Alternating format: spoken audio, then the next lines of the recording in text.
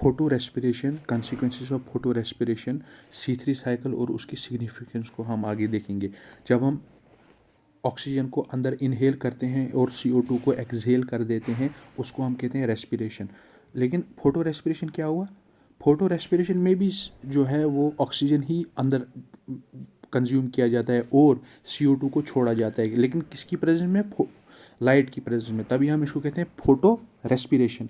इसको हम oxidative photosynthetic carbon cycle भी कहते हैं, C2 फोटोसिंथेसिस भी कहते हैं। ठीक है, इसमें कौन सा एंजाइम रिक्वायर होता है? रूबिस्को एंजाइम रिक्वायर होता है। ठीक है, देखो, और इसमें एक इम्पॉर्टेंट पॉइंट ये याद रखना है कि जब ग्लाइसिन से सीरीन में कन्वर्ट होता है अमीनो एसिड, ठीक है, वहाँ से CO2 बाहर की तरफ चले जाता है, और जब CO2 बाहर की तरफ चले जाता है तो एक ऑक्सीजन का उधर से कार्बन का रिलीज हो जाता है और NH2 आगे पेरोक्सीसोम में जाता है और ये फिर फर्दर फंक्शन करता है।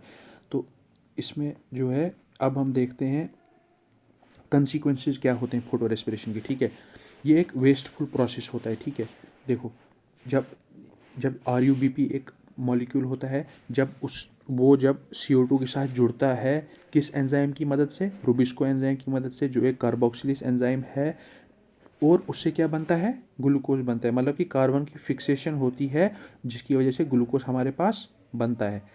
अब लेकिन यहाँ पर जो है रूबिस्को एक्ट क्या करता है? As a oxygenase. इसके लिए जो अगर इसके ऑक्सीजनेस को एक्ट करने के लिए टेम्परेचर का हाई होना ज़रूरी है, कंसंट्रेशन ऑक्सीजन की ज़्यादा होनी ज़रूरी है। ठीक है, देखिए, लेकिन फोटो रेस्पिरेशन में क्या होता है? RUBP से ऑक्सीजन जुड़ता है, क्योंकि RUBP से ऑक्सीजन जुड़ता है क्योंकि इसकी एफिनिटी जो होती है वो ज़्यादा होती है कार्बन की। लेकिन यहाँ पर ऑक्सीजन जब उसके साथ जुड़ जाता है और कुछ प्लांट्स में जिनमें फोटो रेस्पिरेशन होती है तो CO2 बाहर की तरफ चले जाता है। ठीक है, ये एक वेस्टफुल प्रोसेस है। अब कैसे वेस्टफुल प्रोसेस है ये हम देखते हैं। ठीक है, देखो, फोटोसिंथेसिस में तो हमने CO2 अंदर दिया और ऑक्सीजन जो है वो बाहर की तरफ हमें मिल जाती है ऑक्सीजन। ठीक है, लेकिन फोटो रेस्पिरेशन में ऑक्सीजन अंदर आती है और CO2 बाहर चली जाती है, कार्बन एक जो वेस्ट हो जाता है। ठीक है, तो ये सिमिलर बन जाता है रेस्पिरेशन के, लेकिन उसमें कार्बन जो है वो निकल जाता है CO2। ठीक है,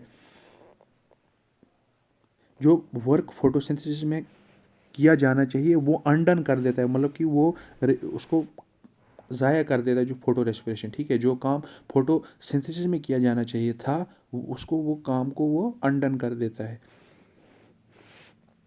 तो फोटो रेस्पिरेशन में कार्बन जो होता है वो फिक्स हो जाता है, लेकिन जाना कहाँ चाहिए था? वो फोटोसिंथेसिस के लिए काम होना चाहिए था, लेकिन वो उधर उधर फिक्स हो जाता है।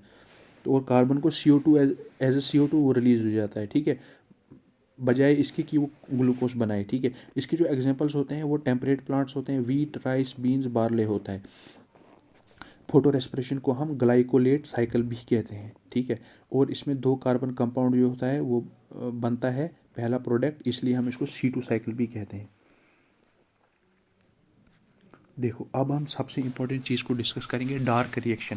डार्क रिएक्शन का दूसरा नाम बायोसिंथेटिक पाथवे भी होता है। इसको मेल्विन कैल्विन ने जो था वो डिस्कवर किया था। C14 इसने एक रेडियो एक्टिव कार्बन कंपाउंड लिया था इस पाथवे को ट्रेस करने के लिए। इसको कैल्विन साइकिल भी हम इसलिए कहते हैं। इसमें जो फर्स्ट कार्बन बनता है वो फॉस्फोग्लिसरेट बनता है, या फॉस्फोग्लिसरिक एसिड उसको हम कहते हैं। देखो, पहले तो ये अज्यूम किया गया था कि CO2 जब दो कार्बन के साथ बनेगा तो एक 3 कार्बन कंपाउंड बनेगा, लेकिन ऐसा नहीं होता है।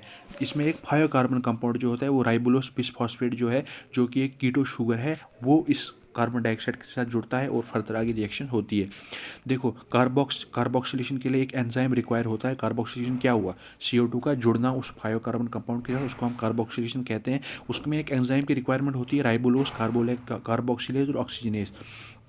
और डायलिगेशन में क्या होता है? ग्लूकोज हमारे पास बनता है।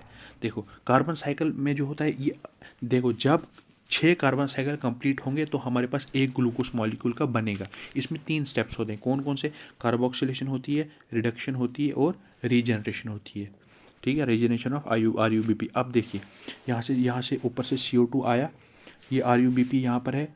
ठीक है, देखो, ये RUBP है ना, मैं ये 3 मॉलिक्यूल लूँगा इसके RUBP के। देखो, मैं बताऊँगा आगे क्यों हमने RUBP का लिए। देखो, एक मॉलिक्यूल में कितने कितने कार्बन होंगे 5, तो 3 में कितने होंगे 15, तभी यहाँ पर मैंने 15 लिखा, ठीक है। और यहाँ पर मैं 3 कार्बन डाइऑक्साइड लूँगा, इसमें कितने कार्बन होंगे मेरे पास 3 कार्बन होंगे। जब रूबिस्को इनके साथ जुड़ेगा तो एक फॉस्फोग्लिसरेट हमारे पास बनेगा।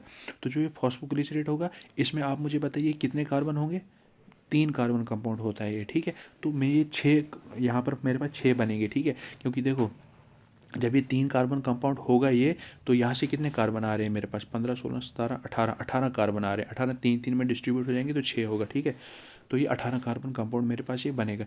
जो अब तो उसके बाद क्या होगा, फॉस्फोग्लिसरेट जो होगा या फॉस्फोग्लिसरिक एसिड जो होगा, वो मेरे पास कन्वर्ट होगा किस में, 1,3 डाई फॉस्फोग्लिसरेट में। ये डाईफॉस्फो क्यों मैंने लिखा, क्योंकि देखो यहाँ पर 6 एटीपी जो होंगे वो कंज्यूम होंगे, क्योंकि 6 पीजीए है मेरे पास, फॉस्फोग्लिसरेट है, तो ये 6 एडीपी जो होंगे वो बाहर की तरफ निकलेंगे। तो जब मेरे पास ये 6 एडीपी बाहर की तरफ निकलेंगे तो तब ये 2 फॉस्फोट उसके पास आ जाएंगे। पहले तो उसके पास था ही एक फॉस्फोट, लेकिन अब दूसरा भी फॉस्फोट आ गया। तो ये भी 6 मॉलिक्यूल मेरे पास होंगे, इनमें 18 कार्बन होंगे। उसके बाद डाईफॉस्फोग्लिसरेट फॉस्फोग्लिसरल्डिहाइड में कन्वर्ट होता है। इसमें किसका यूज़ होता है, NADPH2 NADPH में कन्वर्ट हो जाता है। यहाँ से 6 इनऑर्गेनिक फॉस्फेट जो है वो निकल जाते हैं, ठीक है। और एक मॉलिक्यूल PgAl से एक मॉलिक्यूल फॉस्फोग्लिसरल्डिहाइड जो होता है, फिर ये आगे फर्दर ग्लूकोज बनाता है, ठीक है। देखो फॉस्फोग्लिसरल्डिहाइड ये 2 मॉलिक्यूल होते हैं ना, एक तो ग्लूकोज बनाता है, दूसरा क्या करता है, 5 मॉलिक्यूल ऑफ फॉस्फोग्लिसरल्डिहाइड इसमें एक निकल जाता है, यहाँ पर एक मॉलिक्यूल, ठीक है। देखो नहीं, देखो यहाँ पर 6 मॉलिक्यूल कार्बन के, यहाँ पर 5 मॉलिक्यूल ऑफ एक कार्बन के होते हैं। एक कार्बन जो होता है क्योंकि यहाँ से वो रिलीज हो जाता है। देखो 5 मॉलिक्यूल PgAl से मेरे पास क्या होगा, 5 मॉलिक्यूल्स ऑफ फॉस्फोग्लिसरल्डिहाइड से राइबुलोस 5 फॉस्फेट बनेगा, जो कि 3 कार्बन होगा, और रीजनरेशन हो जाएगी RUBP की। जब रीजनरेशन होगी तो यहाँ पर 3 ATP से 3 ADP, यहाँ पर भी 3 ATP का कंजप्शन होगा। यहाँ पर आप देख सकते हैं, देखो जब ये मैंने यहाँ पर लिखा ना फॉस्फोग्लिसरल्डिहाइड, जो ये 6 मॉलिक्यूल का था, जो फॉस्फोग्लिसरल्डिहाइड यहाँ पर 5 मॉलिक्यूल का, ये 5 मॉलिक्यूल क्यों लिखा मैंने, क्योंकि यहाँ से क्या होता है, यहाँ से वो कार्बन जो है वो रिलीज़ हो जाता है। Thank you very much.